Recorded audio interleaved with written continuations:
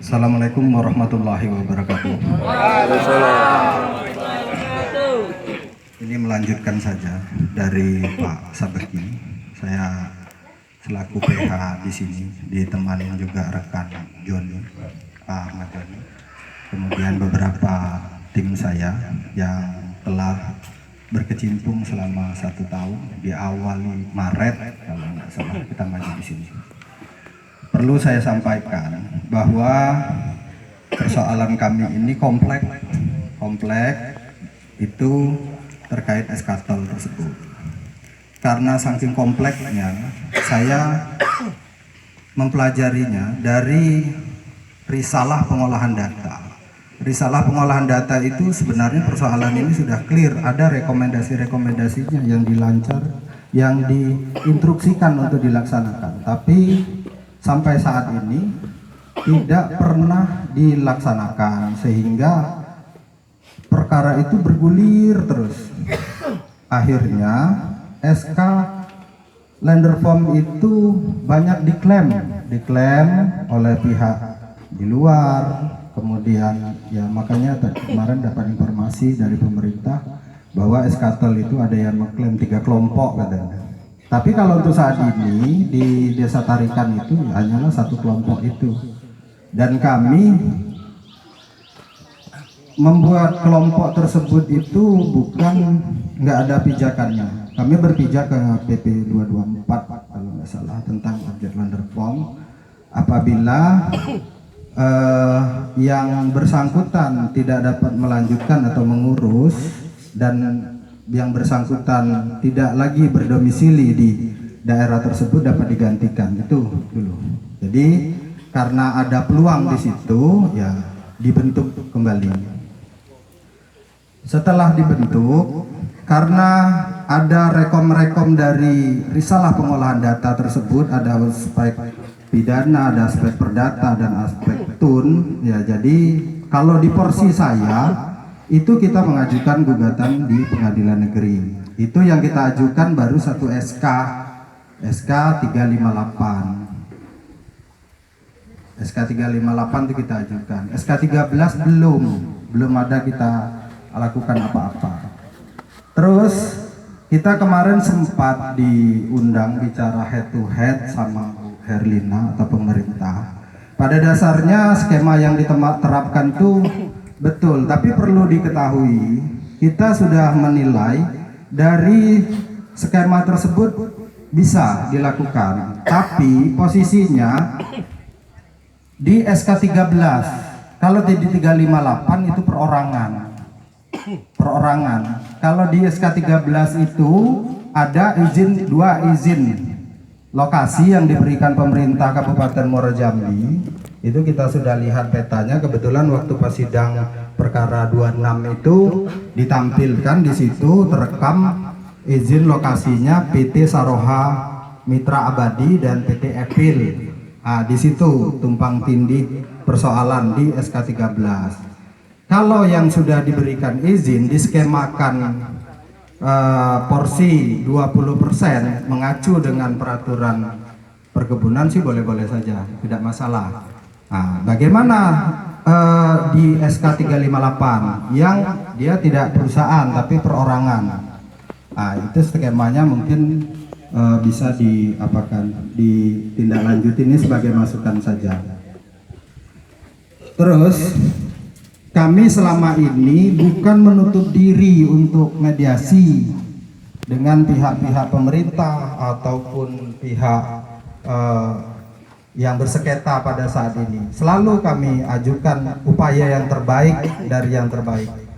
Tapi kenyataan yang ada di sini, yang bersangkutan itu tidak mau, bahkan mereka mengutus orang-orang yang direkrutnya dibilang karyawan, tapi ternyata bukan karyawan.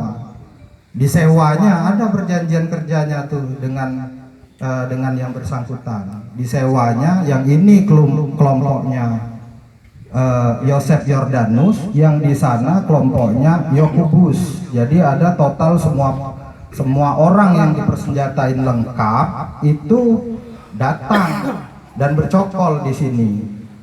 Kemudian ditaruhlah pengamanan brimob sebanyak 15, terus ditambah lagi personil 15. Bukannya kita mau mencari penyelesaian, yang jelas mau ditindas. Pengamanan tersebut tidak pun berlaku ke kita, tapi berlaku ke sebelah. Jadi akhirnya pesimislah kita untuk mengajukan ataupun menyelesaikan persoalan ini melalui jalur mediasi. Terus itu berkembang, terus berkembang. Kemudian bagaimana bisa kita mau percaya, mau didudukkan ke persoalan yang tadinya mediasi. Sementara yang ada di sini, kita kalau nak pengadilan, pihak BPN pada khususnya pergi ke sana bukan menggunakan fasilitas negara, sopirnya pun sopir Suwandi, Alekati.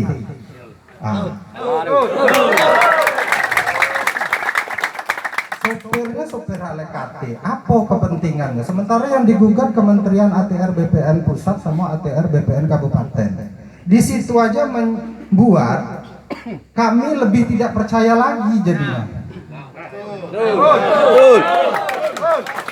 Dia menjalankan tugas negara, seharusnya tidak seperti itu, memancing kita tidak percaya jadinya. Itu. Kemudian langkah yang telah dilakukan pendekatan selama ini itu selalu langkah hukum pidana. Sementara di RPD itu ada langkah-langkah yang harus direkomendasikan. Langkah pidana kalau diambil tidak masalah, kalau berimbang. Sementara pada waktu itu rapatnya itu sudah di tingkat provinsi, tapi pihak yang bersangkutan tidak pernah datang menghadir untuk beritikat baik menyelesaikan persoalan ini. Tidak pernah datang sampai waktu itu gubernur merekomendasikan untuk dilakukan penyelidikan terkait dengan perkara tanah objek Land POM. Setelah dilanjutkan penyelidikan di Polda Jambi, ditetapkanlah waktu itu Anjang CS, Yani Saryanto masih posisi saksi. Tapi sampai sekarang SP3 nggak ada, perkaranya tuh hilang. Tapi kalau proses masyarakat cepat, itu yang tidak berimbang. Makanya kita sekarang ini bingung dengan pemerintah kita. Contoh, kami ambil contoh yang kami alamin pada waktu itu. Dilapor, kita sama-sama ngelapor, Pak. Kita pergi ke tempat yang namanya untuk mencari keadilan. Pergi 3 kali ke Polres.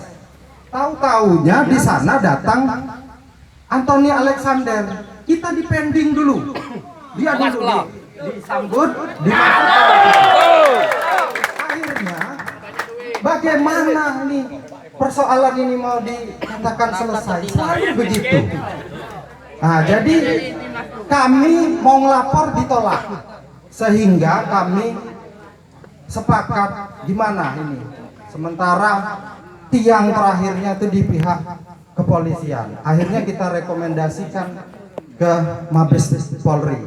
Dari sanalah dapat rekomendasi, diteleponnya langsung ya Pak.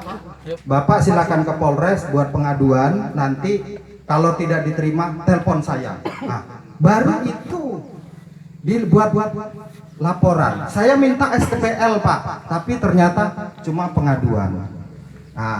Akhirnya persoalan di situ tidak kami bawa lagi ke Polsek ataupun ke Polres, karena kami tahu tidak ada jalan penyelesaiannya di situ. Tapi pas giliran kita 363 katanya, ditangkap dulu baru laporannya ada di sana. Tapi kami tidak merengek Pak, nggak minta tolong untuk dibebaskan. Nah, kalau memang itu proses hukum, biarlah kita ngikutin. Jadi yang sekarang ini saro di kami lah. Nah, yang bagi penguasa cepat. Enak dia. Nah, itu yang timbul. Makanya kami sangat berhati-hati kalau yang namanya dibilang mau mediasi. Sementara di risalah pengolahan data itu instruksinya kamu harus proses hukum. Nah, karena itu permintaannya harus proses hukum, jadi kami proseslah secara hukum sesuai dengan anjuran risalah pengolahan data. Di situ pakar-pakar, ada pakar dari apa segala macam. Ajukanlah gugatan, sampailah diajukan gugatan, kita mainnya fair, bersih, alhamdulillah dikabulkan dalam perkara 12. Akhirnya pihak yang bersangkutan bakaran jenggot. Idealnya penyelesaian perdata itu 136 hari selesai. Kami sudah tahu bakalan mau di NO Kanes terlak kalau nggak salah. 3 minggu langsung keluar. Pemberitahuan ke kami pun tidak bahwa perkara itu bundel A, bundel B diterima oleh pengadilan, tapi langsung diputus. Nah, sampai sekarang pun kita pun belum dapat menerima salinan putusannya. Jadi keluh kesah kami Pak Kapolres kami sampaikan pada hari ini biar semuanya terang. Kami ingin penegak-penegak hukum, orang yang paling berkompeten di sini, kami bersatu untuk tidak ada kecurigaan lagi. Ya, hal-hal yang seperti itu saya harap tidak akan terulang lagi. Kalau sekarang dikategorikan mau mediasi, sementara dulu dianjurkan untuk proses hukum sudah berjalan, tinggal ngajukan kasasi. Yang perkara 29 nanti hari Kamis kita PS periksa setempat. Nah, sekarang balik lagi mau mediasi. Ya, mediasi bisa aja perdata kita kesampingkan, tapi dengan yang kompleksnya begitu, apakah nanti kita ini kan cuma khawatirnya ada persoalan-persoalan ini apa namanya, udang di balik batu katanya kan? Itu yang kita khawatirkan. Kalau mediasi itu mediasi lah Pak, gitu kan? Nah, jangan ada seperti itu. Jadi saya rasa penyampaian saya cukup sekian dan terima kasih. Untuk lebih lanjutnya saya serahkan ke moderator.